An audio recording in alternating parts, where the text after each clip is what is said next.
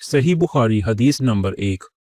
नबी करीम सल्लल्लाहु अलैहि वसल्लम का इरशाद है कि तमाम अमाल का दारोमदार नीयत पर है और हर अमल का नतीजा हर इंसान को उसकी नीयत के मुताबिक ही मिलेगा।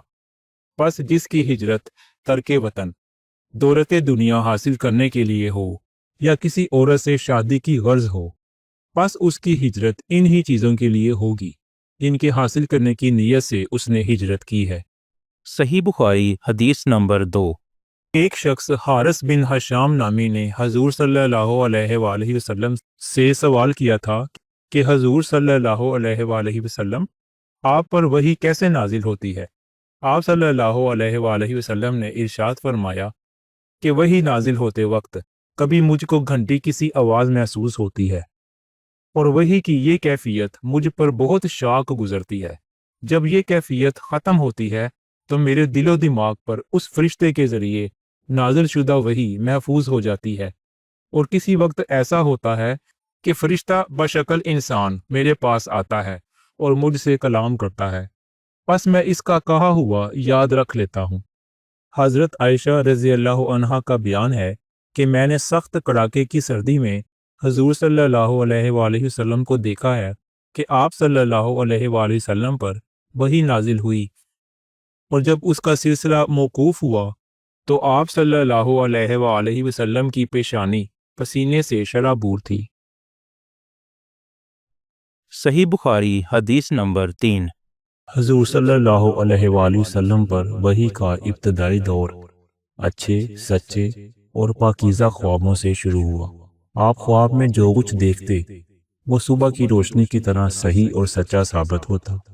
फिर मन जानब कुदरत आप तन्हाई पसंद हो गई और आप सल्लल्लाहु अलैहि वसल्लम ने गारे हिरा में खलवत नशीनी इख्तियार फरमाई और कई कई दिन और रात वहाँ मुसलसल इबादत और याद इलाही वो जिक्र फिक्र में मशगूल रहते। जब तक घर आने को दिल ना चाहता तोशा हमरा लिए हुए वहाँ रहते। तोशा ख़त्म होने पर ही अहलिया मोहतरमा हज़रत खतीजा रज़ियल्लाहु अन्हा के पास तशरीफ़ लाते और कुछ तोशा हमरा लेकर फिर वहां जाकर खलवत गज़ी हो जाते। यही तरीका जारी रहा यहाँ तक कि आप सल्लल्लाहु अलैहि वसल्लम पर हक मुनकशिफ हो गया और आप गारे हिरा ही में क़याम पजीर थे कि अचानक हज़रत जिब्राइल अलैहिस्सलाम आपके पास हाजिर हुए और कहने लगे कि ए मोहम्मद सल्लल्लाहु अलैहि वसल्लम पढ़ो। आप फरमाते हैं कि मैंने कहा कि मैं पढ़ना नहीं जानता। आप सल्लल्लाहु अलैहि वसल्लम फरमाते हैं कि फरिश्ते ने मुझे पकड़कर इतनी जोर से खींचा कि मेरी ताकत जवाब दे गई। फिर मुझे छोड़कर कहा कि पढ़ो। मैंने फिर वही जवाब दिया कि मैं पढ़ा हुआ नहीं हूँ। उस फरिश्ते ने मुझको निहायत ही जोर से खींचा कि मुझको सख्त तकलीफ महसूस हुई। फिर उसने कहा कि पढ़। मैंने कहा कि मैं पढ़ा हुआ नहीं हूँ।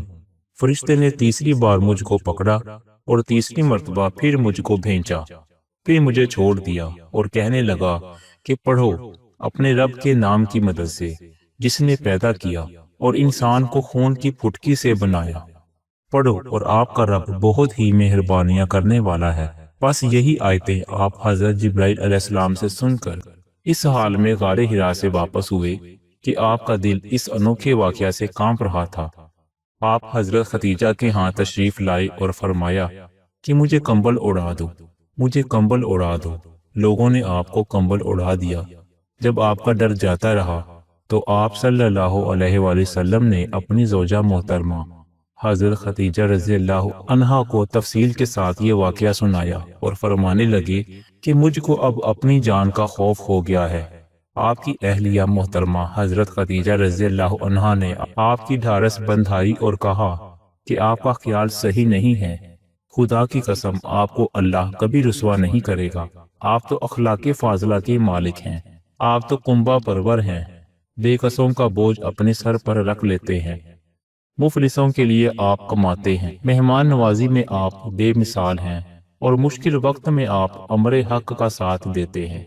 ऐसे औसाफे हुस्ना वाला इंसान यूं बेवक्त जिल्लतो ख्वारी की मौत नहीं पा सकता। फिर मजीद तसल्ली के लिए हज़रत खतीजा रज़ियल्लाहु अन्हा आप सल्लल्लाहु अलैहि वसल्लम को वर्का बिन नौफल के पास ले गईं।